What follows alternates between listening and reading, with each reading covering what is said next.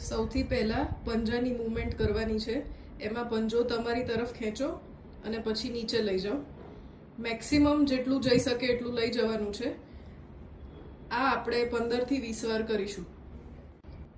આ રીતે મોટો ટોવેલ રોલ કરીને ઢીંચણ નીચે મૂકી દેવાનો છે, જે કરીને ઢીંચણની થોડી હાઈટ વધે. પછી નીથી પગને સીધો ઉપર લેવાનો છે અને પંજો તમારી તરફ ખેંચવાનો છે. ઉપર હોલ્ડ રાખીશું આપણે 5 સેકન્ડ્સ. પછી પગ નીચે મૂકવાનો છે. આ રીતે કરવાનું છે. બીજી કસરતમાં આ રીતે ટોવેલ રોલ કરીને ઢીંચણ નીચે મૂકી દેવાનું છે. પછી ઢીંચણથી ટોવેલને નીચે પ્રેસ કરવાનું. 5 સેકન્ડ્સ હોલ્ડ રાખવાનું છે, પછી છોડી દેવાનું. ખાસ ધ્યાન એ રાખવાનું કે એડીથી પગ ઉપર ના થવો જોઈએ.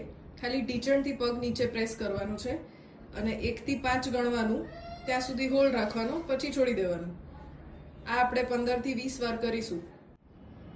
એક પગ વાળીને બીજો પગ સીધો રાખવાનો છે. ઢીંચણથી સીધો રાખીને હિપથી ઉપર લિફ્ટ કરીશું બીજા પગના લેવલ સુધી. પંજો નીચેની તરફ જ રાખવાનો છે. કંટ્રોલ સાથે ઉપર લઈને કંટ્રોલ સાથે નીચે લાવવાનો છે. હાથ બંને સાઈડમાં જ રહેશે આમાં.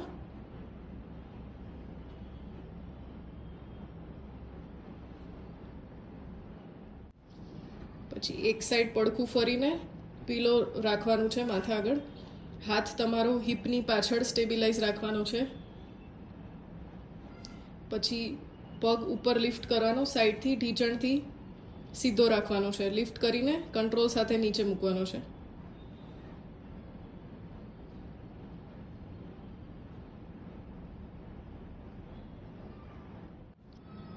પછી ઊંધા સૂઈને પગ સીધો ઉપર લિફ્ટ કરવાનો છે. ઢીંચણ એમાં ટાઈટ રહેવો જોઈએ. ઢીંચણથી પગ વાળવાનો નથી. લિફ્ટ કરીને કંટ્રોલ સાથે નીચે મૂકવાનો છે.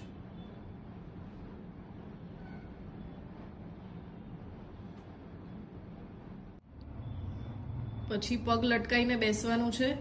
બંને હાથ સાઈડમાં રહેશે અને ધીરેથી પગ ઉપર લિફ્ટ કરવાનો છે ઢીંચણથી.